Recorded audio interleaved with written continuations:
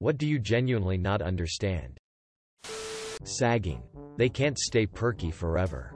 But enough about your BS. My guess. Sagging came about initially as poor parents had lack of access to high-paying jobs and because clothing is expensive.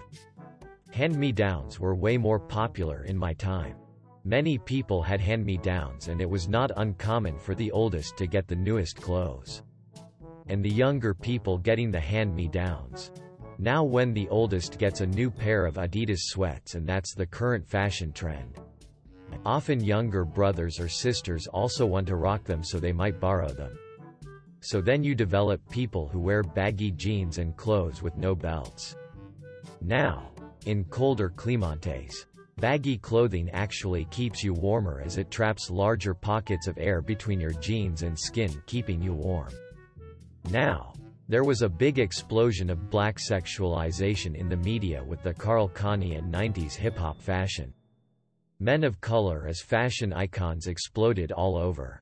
And if a guy had a nice ass or nice underwear, he might not wear a belt in oversized jeans and show off his ass or nice underwear. Especially those expensive ones. Lastly, there is an urban legend that allegedly men in prison would lower their pants to indicate the length of dicks they would put in their ass in prison. I don't know how true any of it is. Because no actual proof has ever been determined. Why people base their identity on stupid jobs. I could understand if you had a profession that was important and/or required lots of skill and experience. But if you have a job any moron can do, why hang your identity on that hook? Our occupation is the #1 thing we spend time on. Well, except for perhaps sleep. If someone doesn't have a major hobby or a family they are proud of, they will hold their occupation as the highest priority in their life. And so if someone criticizes that, they will get defensive. Fractions. How computers work. I'm a reasonably tech-savvy person. But I genuinely have no idea about the inner workings of the tools I use for 12 hours every day. It's like I'm like a professional driver who has no idea how an engine or a turbocharger or brakes work. If you were to look into it, you could probably understand it.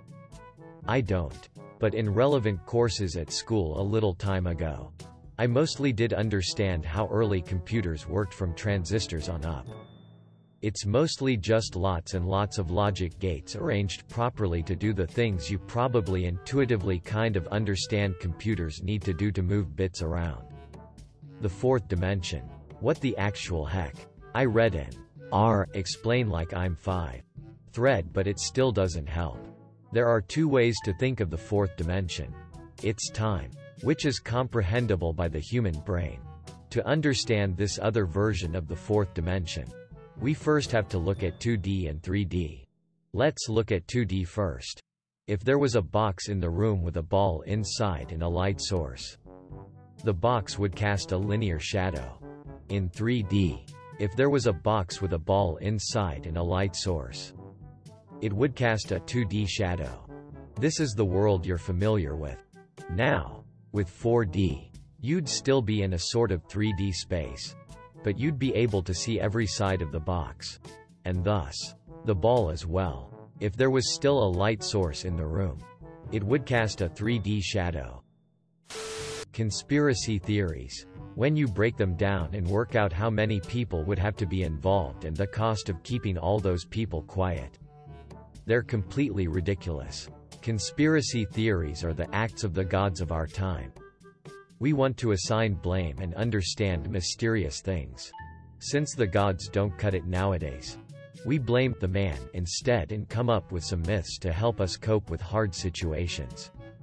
That is a really interesting way to look at it. Makes sense and explains a great deal. I would hope that we as a species will outgrow it though. I feel it holds us back overall.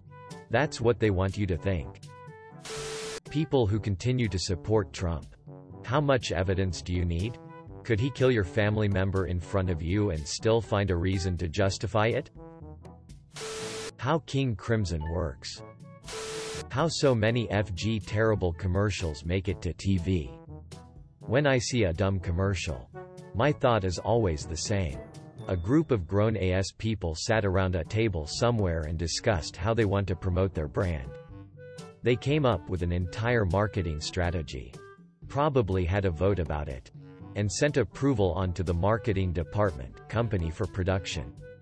That marketing department created, scripted, filmed, and produced that piece of ST commercial.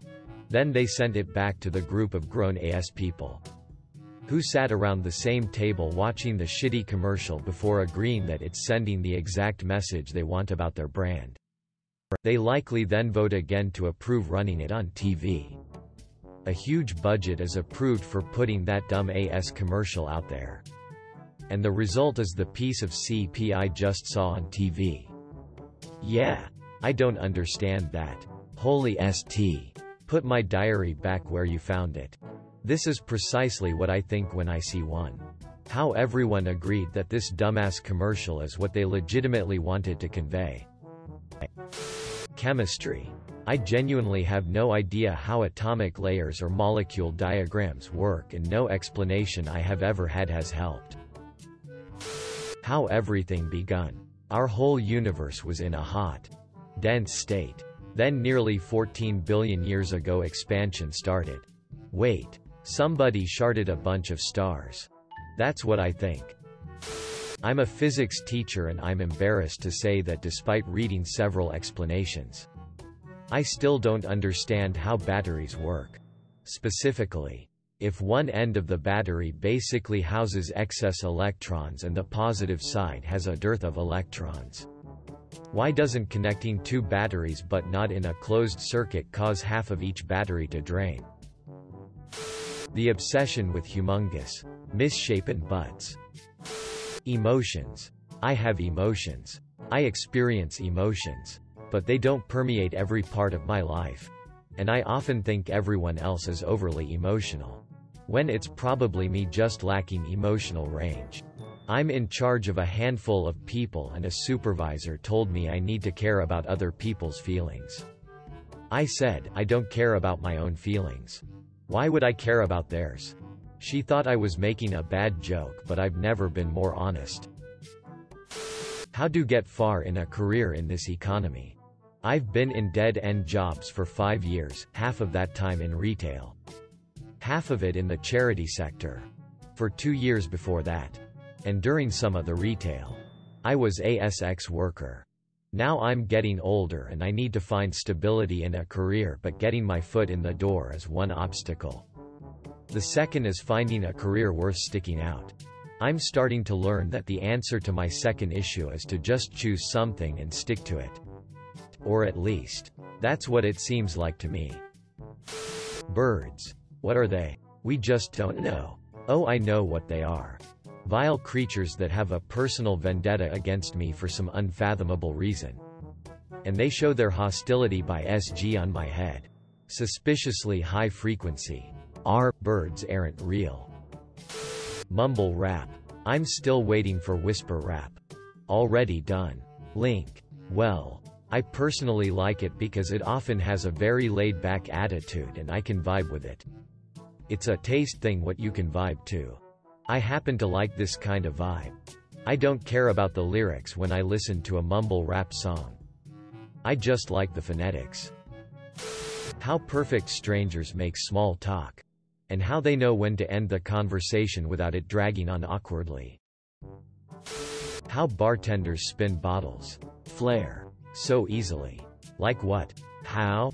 No way. They practice a lot. K-pop stans. Highly motivated people.